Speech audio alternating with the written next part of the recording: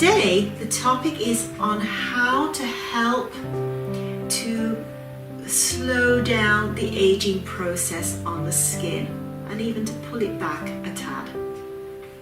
So this is in part 3 of a series of 3 videos that I have done. When I've been practicing as a holistic health practitioner, and especially in skincare, I've noticed that there's 3 common themes. The first one is people who have sensitive, reddened skin, allergy-prone skin that can eventually develop into acne rosacea. The second common theme is treating teenage acne, which can also be adult acne as well. And this is with open pores and congested skin. And the third common theme is trying to keep that glowiness in the skin, or to get that glow in the skin, and to slow down the formation of wrinkles. So how do wrinkles form in the first place? Well, from the age of 20, when you look at someone who's age 20, usually they don't have any wrinkles whatsoever. And then slowly, if you can go to age of 25, you can start to see some wrinkles sometimes form on the forehead. Of course, it all depends on their expressions that they have on the face. And then slowly but surely you get more wrinkles forming around the eyes, possibly as early as 30, 35, and then slowly wrinkles along here, and of course the deep fold that occurs around the mouth. So I'm looking at the holistic solution here. That means treating the skin from inside and outside. So we're not looking at the medical interventions that you can do. Now, the first thing is to look at the biology. So, for example, one of the areas that shows up first in aging is actually the neck. So the neck muscle, the platysma muscle, is a flat muscle that stretches over the whole of the front of the neck, all the way round, and attaches itself to the skin of the lower face. So it doesn't actually attach to the bone. So what happens is, if you start to lose elasticity in the skin here, then this starts to come down, and then you start to see the lines coming across the neck. And this can occur as from the age of about 40. Of course, women have a double whammy. They're going through a lot of hormonal changes as well from the age of 40, for premenopausal to menopause to postmenopause. So there's a lot of shifts happening during the 40s and 50s for most women. So this is also compounding on the problem. Then you have people who have had a lot of sun damage. Now, I'm not actually against the sun, but what is a problem is when people have had too much sun and damage, and then they start to get hyperpigmentation occurring in their skin. And this also has an aging effect as well. So we're going to look at how we can deal with that as well. So wrinkles also form because as we age, we actually produce less collagen in the skin, which makes up those fibers, connective tissue, which keeps everything together. So let's look at how we can deal with this inside first. So the first thing is from the age of, I would say, about 40, is making sure you have enough collagen in your diet. Now, this can be simply in the form of gelatin. Now, gelatin is the precursor for making collagen, that your body can make them from the gelatin. And you can buy the gelatin powder and make it into like a jelly, and put that in your soups or whatever. And just make sure you have a little bit every day, and that will help tremendously. You can also buy collagen in powder form or in liquid form that you can take internally. And I do this myself. I didn't do it for my skin initially, because I was doing it mainly because I do weight training, and I wanted to make sure. I was starting to get a few little aches and pains in my joints, my elbow and my knees, And since I've been taking the liquid collagen, I don't have to wear sleeves on my knees or my elbows that I did a couple of years ago, and I don't have any joint issues, and I'm lifting very heavy. So I did it for that reason, and of course the side effect of that is it will help your skin as well. You can also get collagen, so you can get gelatin from eating things like pig's ears and pork feet and things like that. They have a lot of natural collagen in them. Eating the skin of say chicken skin is also good, because I always say that you should eat the part of the animal if you're going to eat, if you're an animal eater, you would eat the part of the animal that is going to help that part of your body. So obviously it makes more sense to eat the skin to help your own skin, but that's just a little by the by. It's going to be a little bit more tricky if you're vegan to get the collagen, so you would have to look at alternate sources. Then we have the watering the rose from the root is a saying I wrote in my book. So in order we also need to hydrate our skin. And it doesn't matter how much we put water and hyaluronic acid on our skin, we still need to water from inside. So making sure you drink enough water. Now there's a reason for that. Is the other thing we need to make sure is that we get rid of our waste. So as we get older, everything slows down. Our lymphatic system doesn't function as well, so we don't clean out our waste material. It's like our dustbin men are on strike. And also our circulation slows down as well, does not work as well. So the circulation, the blood, is what brings the nutrients to underneath our skin and to everywhere else in the body, of course. And it's our lymphatic system that takes it away. So it's very important to make sure that you keep your lymphatic system working and to keep your circulation flowing well. So there's various ways you can do that. One is skin brushing. I wrote about this in my first book, and I used to tell people back in the early 80s to skin brush.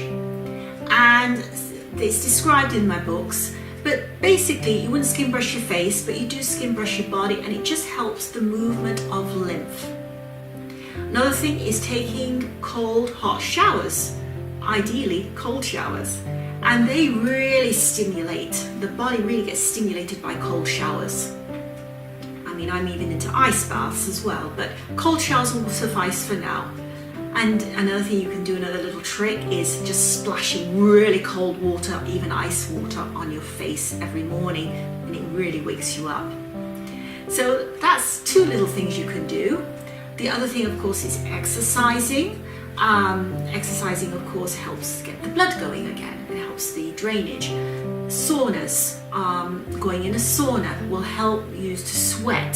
So sweating is really important to help eliminate toxins, because the skin is the largest organ in the body, and sweating will bring it out. And of course, nutrition, making sure you have enough the right nutrients, not clogging down your body with stuff that it cannot absorb and digest. So definitely not eating processed food is a biggie.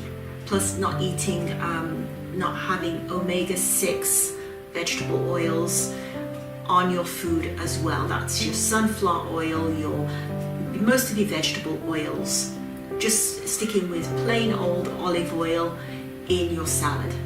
Not safflower oil, not sunflower oil, none of those. So that's just a little bit there. Of course, for people with more specific disorders and problems, then you can consult a specialist. So that is the internal way that you can help to slow down aging and even pull it back a little bit. Now we go to the external side. So yes, you can help your skin with external application. Now, obviously, I'm a holistic skincare specialist, so I am not, although I was actually trained in the use of medical work for the skin, including microdermabrasion and microneedling and all those, all the those treatments that you can do to help stimulate the skin. So you want the brightness in the skin. So another little lesson in biology here, human biology, would be anatomy of the skin, for example, is we have different layers of the skin. So the outer layer is the epidermis and the underlayer is the dermis, where all the healthy nutrients come in, all the blood vessels come in and the capillaries take waste out. Now in a young skin, it normally takes 28 days for anything from the underskin to come to the external skin. As you age, it slows down. So we kind of want to make it back to the 28 days if we can.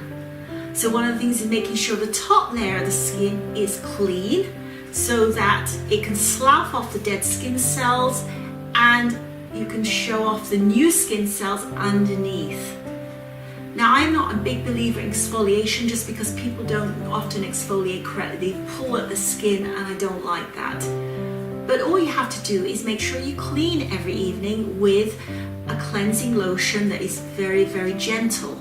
So that means a cleansing lotion that doesn't contain perfume, parabens, or any unwanted preservatives.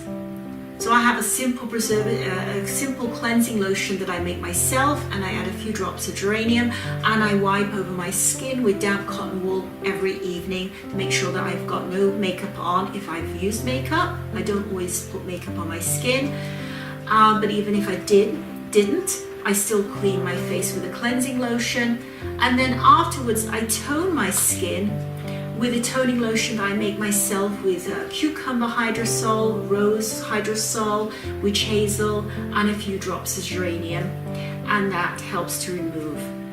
Sometimes that's all I do and then I go to bed like that. If I feel that my skin is out of whack a little bit or needs exfoliation, I've gotten into using castor oil recently. So I rub castor oil on my areas, especially on my neck and on my chest area. I rub castor oil there, leave it for a couple of moments, and then what I do, because it gets very sticky, is I put a little bit of cleansing lotion on the area that I've just, although it's cleansing lotion, it's a white lotion, on the area I've just added the castor oil so it's not sticky when I go to sleep. Now you can also, if you have a lot of discoloration or brown spots, is you could make yourself a fruit acid lotion, and I talked about this in the other two videos, and it's basically a white lotion that has the essentials of grapefruit, lemon and lime in it. It's quite strong, so you don't want it near your eyes, and then people just apply it at night time very thinly. It's very light, and then just leave it on the skin, and eventually it will take down the darkness and even out the skin tone. It works really well for any hyperpigmentation. In the morning, obviously cleanse again if you want to, you don't have to. This is where I personally have my cold shower. So I let the cold go over my face and over the front of my body and the back of my body, and I love it. I'm used to it now. For people who are just starting out, I would suggest you start with a warm shower and then just turn it cold for a few seconds, and slowly your body, you will adapt to it. I'm even into ice baths as well. Now, the other effect of having cold showers is it stimulates the immune system, and it also stimulates the skin and the fibers, elastin fibers in your skin to tone up. So it tones the skin up, makes it tighter. So another one is to just splash cold water or ice water right on your face in the morning as well. And then afterwards, tone your face up with some toning lotion, and that's when you might look at putting various products on your face. So for myself recently, I've noticed my skin around my eyes is a little bit lax. So now I've been going back to using my seaweed gel again, which I mix with cypress, clary sage and frankincense, and I apply it to this area around my eyes. I've also been applying it to my neck and onto my chest area to keep this area firm here, and also the lower part of the face so that it doesn't sag. So I've been doing that every morning. For people who've got dry skin,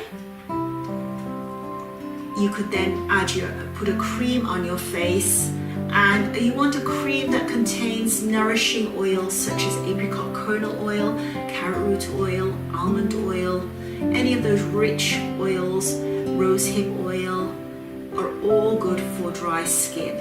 And of course you still need to water the rose from the root. So there are other aspects you can deal with on that score, but that's just a little bit to start with, and if you do that you can get back to me and let me know how you got along. And if you need any more advice or you've got any questions, please feel free to contact me. So remember, water the rose from the roots. And it's Jan Benham. Bye for now.